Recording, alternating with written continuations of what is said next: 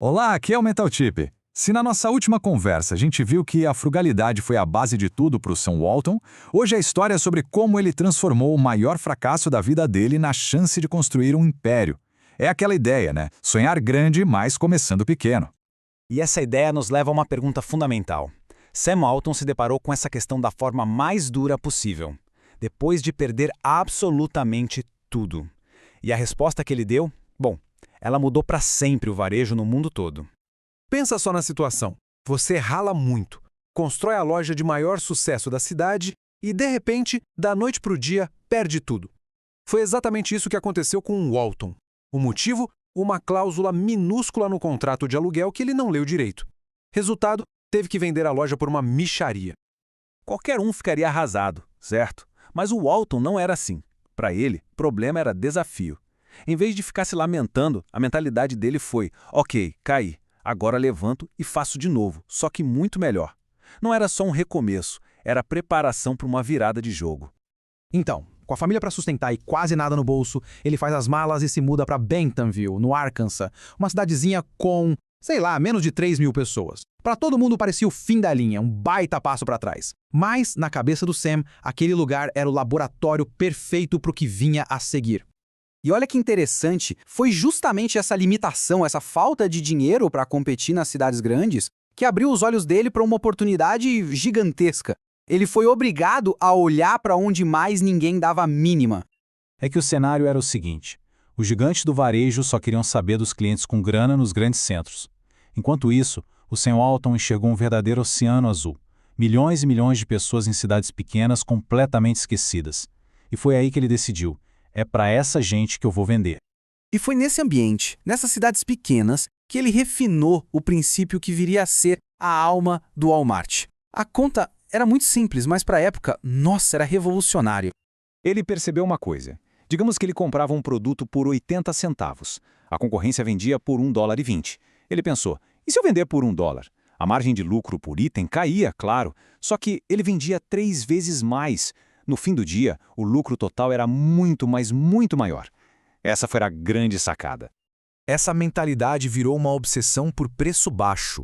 Era a chave de tudo. Ele ia direto na fonte, negociava com as fábricas, eliminava intermediários e fazia uma coisa genial. Pegava itens do dia a dia, tipo pasta de dente, e vendia quase a preço de custo. A estratégia era clara: criar na cabeça das pessoas a imagem de que ali era sempre mais barato, e com isso construir uma confiança que ninguém conseguiria quebrar.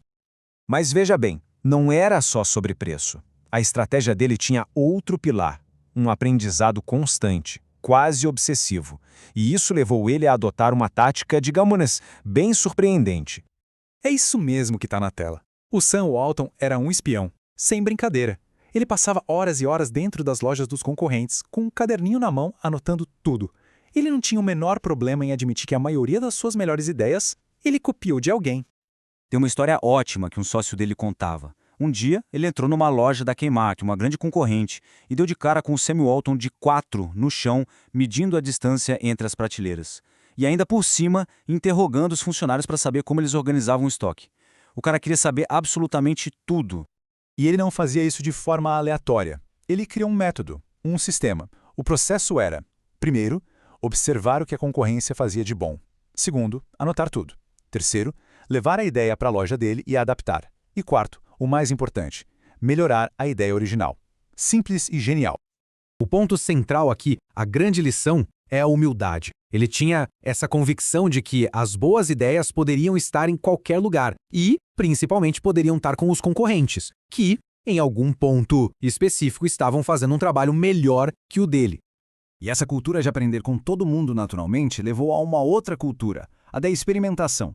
A lógica era simples. Antes de apostar alto, de arriscar muito dinheiro, o Sam testava tudo, mas em pequena escala. A filosofia era muito clara. Errar pequeno custa barato. Errar grande pode quebrar a empresa. Então ele entendeu que fazer experimentos pequenos e rápidos era o segredo para descobrir o que funcionava de verdade, sem colocar tudo a perder. Cada loja dele era, na prática, um laboratório de ideias.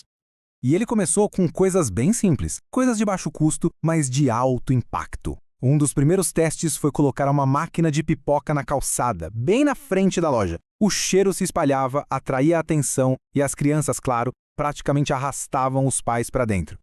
A pipoca funcionou? Beleza. Então ele dobrou a aposta. Fez algo que, para a época, parecia uma loucura. Pegou um empréstimo de $1.800 para comprar uma máquina de sorvete de casquinha. O resultado? Um sucesso absurdo. Pagou o empréstimo rapidinho e provou que a tese estava certa. E foram esses pequenos sucessos, um depois do outro, que criaram a base da cultura da empresa. Uma cultura onde o crescimento não vinha de achismo, mas sim de resultados comprovados. A fórmula se tornou essa: testar, medir o que deu certo e aí sim expandir. No fim das contas, a história do Sam Walton ensina uma lição poderosíssima. Aquilo que a gente enxerga como a nossa maior fraqueza, no caso dele, começar numa cidade minúscula e com pouca grana, pode se transformar na nossa maior força. Então, para amarrar tudo que a gente viu hoje, de um fracasso total nasceu uma visão de negócio. Onde ninguém via nada, ele encontrou uma oportunidade de ouro. Ele aprendeu com os erros, mas também, humildemente, com os concorrentes.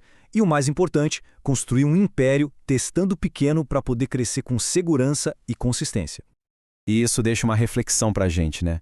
Qual limitação na nossa vida, no nosso trabalho, que hoje parece ser só um obstáculo, poderia na verdade ser o começo de uma grande oportunidade? Porque muitas vezes são justamente os limites que nos forçam a ser mais criativos. A grande lição é essa: o sucesso de verdade, aquele que se sustenta, nasce da ação. É sobre fazer o melhor com o que se tem na mão agora, e não ficar esperando as condições ideais porque elas podem nunca aparecer. No nosso próximo encontro, a gente vai mergulhar em como o Sam Walton fez algo incrível. Ele transformou funcionários em sócios, criando uma cultura de dono. Se essa análise de hoje fez sentido, deixe um like e se inscreva no canal, porque aqui no Mentalship o conhecimento dobra a cada nova informação.